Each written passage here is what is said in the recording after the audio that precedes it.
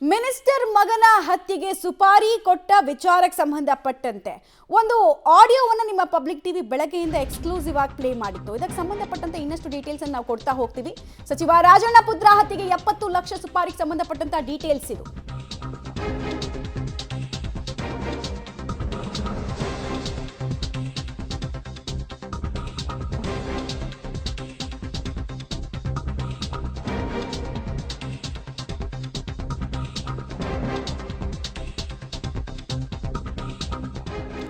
ಸಚಿವ ರಾಜಣ್ಣ ಪುತ್ರ ಹತ್ಯೆಗೆ 70 ಲಕ್ಷ ಸುಪಾರಿಗೆ ಸಂಬಂಧಪಟ್ಟಂತೆ ಸುಪಾರಿ ಪಡೆದಿದ್ದ A1 ಸೋಮ ಮತ್ತು ಗುಂಡ ಅರೆಸ್ಟ್ ಆಗಿದ್ದಾರೆ. ತಡರಾತ್ರಿ ನೆಲಮಂಗಲದ ಬಳಿ ಪೊಲೀಸರು ಈ ಇಬ್ಬರು ಅಕ್ಯೂಸ್ಡ್ಗಳನ್ನ ಬಂಧಿಸಿದ್ದಾರೆ. ಇಬ್ಬರನ್ನ ಕೂಡ ಸದ್ಯಕ್ಕೆ ಅಜ್ಞಾತ ಸ್ಥಳದಲ್ಲಿರಿಸಿ ವಿಚಾರಣೆಯನ್ನ ಪೊಲೀಸರು ನಡೆಸ್ತಾ ಇದ್ದಾರೆ. ಇನ್ನುಳಿದ ಆರೋಪಿಗಳಾದಂತಹ ಭರತ್, ಯತೀಶ್ ಮತ್ತು ಅಮಿತ್ ನಾಪತ್ತೆ ಆಗಿದ್ದಾರೆ ಅನ್ನೋದರ ಮಾಹಿತಿ ಕೂಡ ಲಭ್ಯ ಆಗ್ತಾ ಇದೆ. ಆಡಿಯೋವನ್ನ ಆಧರಿಸಿ ಪೊಲೀಸರು ಇನ್ವೆಸ್ಟಿಗೇಷನ್ಗೆ ಇಳಿದಿದ್ರು. ಇನ್ವೆಸ್ಟಿಗೇಷನ್ನ ಆರಂಭಿಕ ಹಂತದಲ್ಲೇ ಸೋಮ ಮತ್ತು ಗುಂಡನ ಪಾತ್ರಕ್ಕೆ ಸಂಬಂಧಪಟ್ಟಂತೆ ಪೊಲೀಸರಿಗೆ ಸಾಕ್ಷಿಗಳು ಸಿಕ್ಕಿರಬಹುದು. ಈ ಕಾರಣಕ್ಕೋಸ್ಕರ ಅರೆಸ್ಟ್ ಮಾಡಿದ್ದಾರೆ ಅಂತ ಹೇಳಲಾಗ್ತಾ ಇದೆ. ಈ ಪ್ರಕರಣದ ಆಳ ಮತ್ತು ಅಗಲ ಎಂಥದ್ದು ಅನ್ನುವಂಥದ್ದು ಒಂದು ಪ್ರಶ್ನೆ ಆದರೆ, ಎರಡನೇದು ಲೋಕಲ್ ರೌಡಿಸಮ್ನ ಸಂಪೂರ್ಣ ಮಾಹಿತಿ ಯಾರಿಗಿತ್ತು ಅಂತ ಕೇಳಿದ್ರೆ, ಅದೇ ಆಡಿಯೋದಲ್ಲಿ ಈಗ ಒಂದು ಧ್ವನಿ ವೈರಲ್ ಆಗ್ತಿದೆಯಲ್ಲ, ಹೆಣ್ಣಿನ ಧ್ವನಿ, ಪುಷ್ಪ ಅನ್ನುವಂತಹ ಹೆಣ್ಣಿನ ಧ್ವನಿ. ಸೊ ಆಕೆಯ ಬಗ್ಗೆ ಅನೇಕ ಪ್ರಶ್ನೆಗಳಿದ್ದಾವೆ. ಮತ್ತೆ ಇದು ಇನ್ನು ಯಾರ್ಯಾರು ಬುಡಕ್ಕೆ ಹೋಗುತ್ತೆ ಅನ್ನುವಂಥದ್ದು ಇನ್ನೊಂದು ಪ್ರಶ್ನೆ ಇದೆ. ಮತ್ತೊಂದು ಡೀಟೇಲ್ ಇದೆ, ನೋಡೋಣ.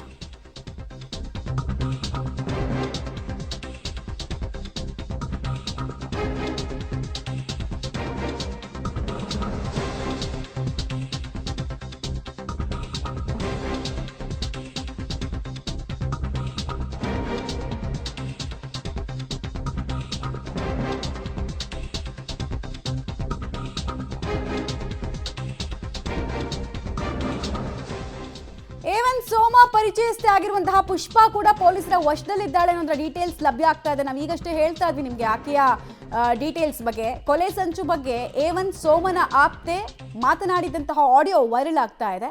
ತುಮಕೂರಿನಲ್ಲಿ ಈಕೆಯನ್ನ ಕೂಡ ವಶಕ್ಕೆ ಪಡೆಯಲಾಗಿದೆ ಅನ್ನೋದ್ರ ಮಾಹಿತಿ ಲಭ್ಯ ಆಗ್ತಾ ಇದೆ. ಬಟ್ ಪ್ರಶ್ನೆ ಇರೋದದೇ, ಸೋಮ ಬಂದು ಈಕೆಗೆ ಹೇಳ್ದ ಸರಿ, ಬಟ್ ಇವರಿಬ್ಬರದು ಕಾಂಟ್ಯಾಕ್ಟ್ ಯಾವ ರೀತಿ, ಮತ್ತೆ ಈಕೆ ಯಾಕೆ ರಾಜಣ್ಣ ಅವ್ರನ್ನ ಸೇವ್ ಮಾಡೋದಕ್ಕೆ ಹೊರಟ್ಲು, ಅದು ಒಂದು ಪ್ರಶ್ನೆ. ಅವ್ರಿಗೂ ಮತ್ತೆ ಈಕೆಗೂ ಯಾವ್ಯಾವ ಥರದ್ದು ಸಂಪರ್ಕ, ಹೇಗೆ ಸಂಪರ್ಕ ಸಾಧನೆಗೆ ಈಕೆ ಯಾಕೆ ಪ್ರಯತ್ನ ಪಟ್ಲು, ಮತ್ತೆ ಆ ರಾಕೇಶ್ ಅನ್ನುವಂತಹ ವ್ಯಕ್ತಿ ಕೂಡ ರಾಜಣ್ಣ ಅವ್ರ ಬೆಂಬಲಿಗ ಅಂತ ಹೇಳ್ತಾರೆ, ಅವ್ರದ್ದೇ ಧ್ವನಿ ಆಗಿದ್ರೆ ಅವ್ರು ಯಾಕೆ ಈಕೆ ಹತ್ರ ಅಷ್ಟು ಕ್ಲೋಸ್ ಆಗಿ ಮಾತಾಡಿದ್ರು.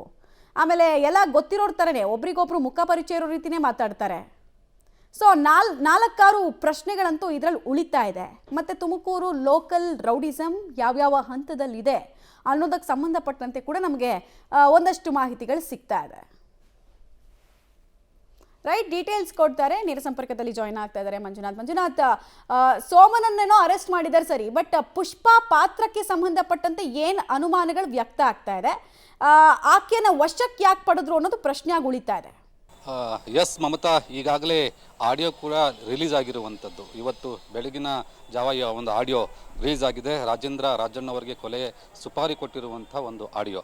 ಅದರಲ್ಲಿ ಪುಷ್ಪ ಎನ್ನುವಂತಹ ಮಹಿಳೆ ರಾಜೇಂದ್ರ ಅವರ ಬೆಂಬಲಿಗಾದಂಥ ರಾಖಿ ಅವರ ಜೊತೆ ಮಾತನಾಡ್ತಾ ಇರುವಂಥ ಸುಮಾರು 18 ನಿಮಿಷದ ಆಡಿಯೋ ರಿಲೀಸ್ ಆಗಿರುವಂಥದ್ದು. ಅದರಲ್ಲಿ ಇನ್ ಡಿಟೇಲ್ ಆಗಿ ಹೇಳ್ತಾರೆ ಸೋಮ ಎನ್ನುವಂತಹ ರೌಡಿ ಶೀಟರ್ ಹೇಗೆ ರಾಜೇಂದ್ರ ಅವರ ಕೊಲೆಗೆ ಸಂಚು ರೂಪಿಸ್ತಾ ಇದ್ದಾರೆ ಎನ್ನುವಂಥದ್ದು, ಮತ್ತು ಈಗಾಗಲೇ 5 ಲಕ್ಷ ರೂಪಾಯಿ ಮುಂಗಡವಾಗಿ ಪಡೆದಿರುವಂಥದ್ದು, 70 ಲಕ್ಷ ರೂಪಾಯಿ ಟೋಟಲ್ ವ್ಯವಹಾರ ಕುದಿಸಿರುವಂಥದ್ದು, ಅವೆಲ್ಲವನ್ನೂ ಕೂಡ ಇನ್ ಡಿಟೇಲ್ ಆಗಿ ಹೇಳ್ತಾ ಇರ್ತಾರೆ.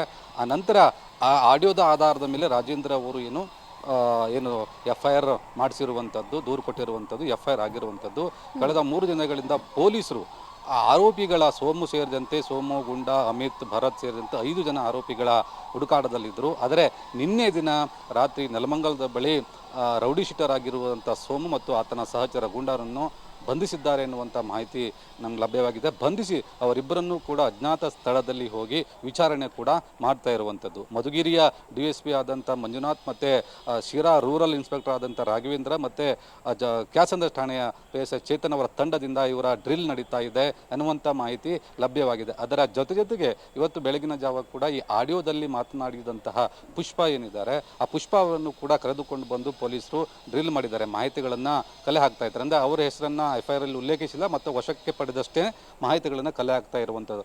ಅದರ ಜೊತೆಗೆ ಈಕೆಗೆ ಸಂಬಂಧಿಸಿದ ಸ್ನೇಹಿತರನ್ನು ಕೂಡ ವಿಚಾರಣೆ ಮಾಡಿದ್ದಾರೆ ಎನ್ನುವಂಥ ಮಾಹಿತಿ ಸದ್ಯ ನಮಗೆ ಲಭ್ಯ ಆಗ್ತಾ ಇರುವಂಥದ್ದು.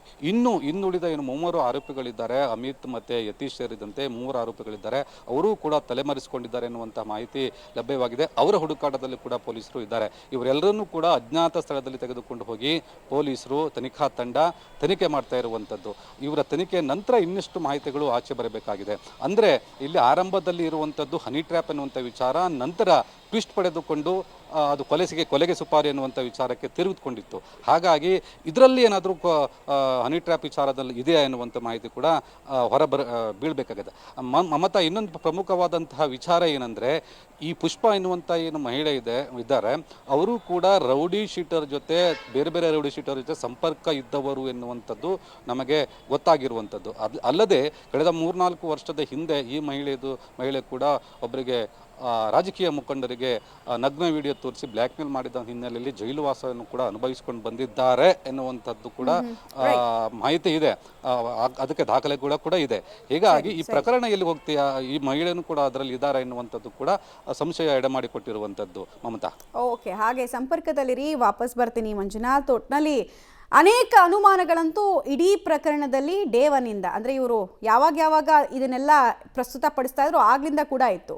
ಓಕೆ, ಡೀಟೇಲ್ ಸಿಕ್ತು ನೋಡಿ. ಆಡಿಯೋದ ಸೂತ್ರಧಾರಿಯೇ ಪುಷ್ಪ. ಈ ಕಾರಣಕ್ಕೆ ಪೊಲೀಸರು ಈಕೆಯನ್ನು ವಶಕ್ಕೆ ಪಡೆದಿರೋದು. ಈಕೆ ಯಾರು ಕೇಳಿದರೆ ಸೋಮ ಅಂತ. ಇಡೀ ಪ್ರಕರಣದ A1 ಆಗಿದ್ದಾನಲ್ಲ ಸೋಮ, ಆತನ ಗೆಳತಿಯಾಗಿತ್ತು. ಮತ್ತೆ ಆತನಿಗೆ ಈಕೆ ಯಾಕೆ ಆಪಿಡೋ ಕೆಲಸ ಮಾಡಿದ್ಲು ಗೊತ್ತಿಲ್ಲ. ರಾಜಣ್ಣ ಪುತ್ರನ ಹತ್ಯೆ ಬಗ್ಗೆ ಪುಷ್ಪಾನೇ ಮೊದಲು ಹೇಳೋದು. ಯಾರ ಹತ್ರ? ರಾಜಣ್ಣ ಬೆಂಬಲಿಗರ ಹತ್ರ. ರಾಜೇಂದ್ರ ಆಪ್ತನಾಗಿದ್ದಂತಹ ರಾಕಿ ಬಳಿ ಬಂದು ಈಕೆ ಹತ್ಯೆ ಬಗ್ಗೆ ಚರ್ಚೆ ಆಗಿದೆ. ಅದೇನೋ ಆ ಹುಡುಗರನ್ನ ಕರೆಸಿದ್ರು, ತಮಿಳ್ನಾಡಿನ ಹುಡುಗರನ್ನೆಲ್ಲ ಕರೆಸ್ತಾ ಇದ್ದಾರೆ ಅಂತೆಲ್ಲ ಹೇಳುವಂಥದ್ದು. ಕ್ರಿಮಿನಲ್ ಹಿನ್ನೆಲೆಯನ್ನು ಪುಷ್ಪ ಕೂಡ ಹೊಂದಿದ್ಲು ಅನ್ನುವಂತಹ ವಿಚಾರ ಗೊತ್ತಾಗ್ತಿದೆ. ಬಿಕಾಸ್ ಈಕೆಯ ಸಂಪರ್ಕನೇ ಆಗಿತ್ತು. ಟೀ ಅಂಗಡಿ ನಡೆಸ್ತಾ ಇದ್ರು ಕೂಡ ಖತರ್ನಾಕ್ ಆಕ್ಟಿವಿಟೀಸ್ನಲ್ಲಿ ಈಕೆ ಪಾಲ್ಗೊಂಡಿದ್ಲು ಅನ್ನೋದಕ್ಕೆ ಒಂದಷ್ಟು ದಾಖಲೆಗಳು ಸಿಗ್ತಾ ಇದೆ. ರಾಜಕೀಯ ವ್ಯಕ್ತಿಗೂ ಕೂಡ ನಗ್ನ ವಿಡಿಯೋ ಇಟ್ಕೊಂಡು ಬ್ಲ್ಯಾಕ್ ಮೇಲ್ ಮಾಡಿದ್ಲು ಇದೇ ಪುಷ್ಪ ಅನ್ನೋ ಮಹಿಳೆ ಅನ್ನೋದರ ಡೀಟೇಲ್ಸ್ ಕೂಡ ಸಿಗ್ತಾ ಇದೆ. ಈ ಹಿಂದೆ ಈ ಪ್ರಕರಣದಲ್ಲಿ ಜೈಲಿಗೂ ಕೂಡ ಪುಷ್ಪ ಹೋಗಿ ಬಂದಿದ್ಲು. ಸೊ ಅಷ್ಟೊಂದು ಒಳ್ಳೆ ಬ್ಯಾಕ್ಗ್ರೌಂಡ್ ಇರಲಿಲ್ಲ, ಬದಲಾಗಿ ಕ್ರಿಮಿನಲ್ ಬ್ಯಾಕ್ಗ್ರೌಂಡ್ ಈಕೆಗೆ ಇತ್ತು ಅಂತ ಹೇಳಲಾಗ್ತಾ ಇದೆ, ಕ್ರಿಮಿನಲ್ ರೆಕಾರ್ಡ್ಸ್. ಸೊ ಇದು ಪುಷ್ಪಕ್ಕೆ ಸಂಬಂಧಪಟ್ಟಂತಹ ಹಿನ್ನೆಲೆಯ ಭಾಗ ಆಗ್ತಿದೆ. ಈಗ ಪ್ರಶ್ನೆ ಇರೋದು, ಈತನ ಗೆಳತಿ ಆಗಿದ್ರು ಕೂಡ, ಸೋಮನ್ ಗೆಳತಿ ಆಗಿದ್ರು ಕೂಡ ರಾಕೇಶ್ಗೆ ಹತ್ರ ಆಗೋ ಪ್ರಯತ್ನ ಅಥವಾ ರಾಜಣ್ಣ ಅವ್ರಿಗೆ ಹತ್ರ ಆಗೋ ಪ್ರಯತ್ನನ ಯಾಕೆ ಮಾಡಿದ್ಲು ಅನ್ನೋದು ಪ್ರಶ್ನೆ.